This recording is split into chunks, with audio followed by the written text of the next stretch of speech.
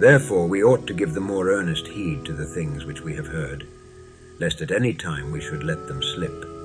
For if the word spoken by angels was steadfast, and every transgression and disobedience received a just recompense of reward, how shall we escape if we neglect so great salvation, which at the first began to be spoken by the Lord, and was confirmed unto us by them that heard him, God also bearing them witness both with signs and wonders, and with divers miracles and gifts of the Holy Ghost, according to his own will.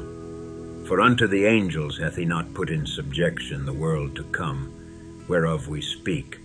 But one in a certain place testified, saying, What is man, that thou art mindful of him, or the Son of man, that thou visitest him? Thou madest him a little lower than the angels.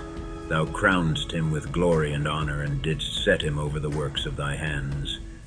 Thou hast put all things in subjection under his feet. For in that he put all in subjection unto him, he left nothing that is not put unto him. But now we see, not yet all things put unto him, but we see Jesus, who was made a little lower than the angels, for the suffering of death crowned with glory and honor, that he by the grace of God should taste death for every man. For it became him, for whom are all things, and by whom are all things, in bringing many sons unto glory, to make the captain of their salvation perfect through suffering.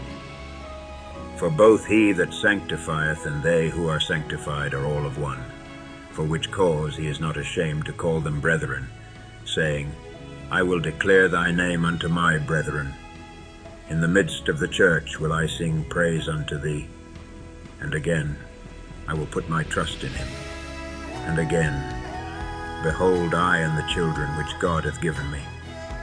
For as much then as the children are partakers of flesh and blood, he also himself likewise took part of the same, that through death he might destroy him that had the power of death, that is, the devil, and deliver them who through fear of death were all their lifetime subject to bondage.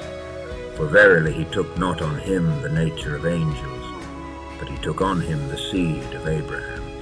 Wherefore in all things it behoved him to be made like unto his brethren, that he might be a merciful and faithful high priest in things pertaining to God, to make reconciliation for the sins of the people. For in that he himself hath suffered being tempted, he is able to succor them that are tempted.